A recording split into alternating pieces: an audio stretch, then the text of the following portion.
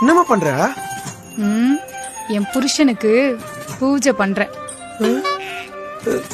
பூஜையா? என்ன இது புதுசு?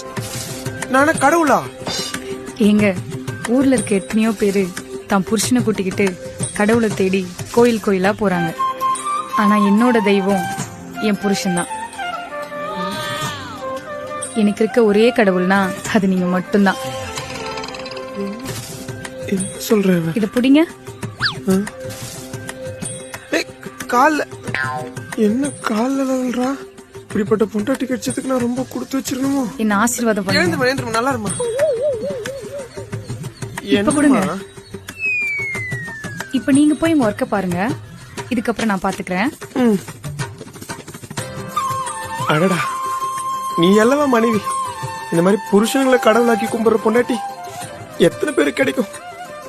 I am so lucky.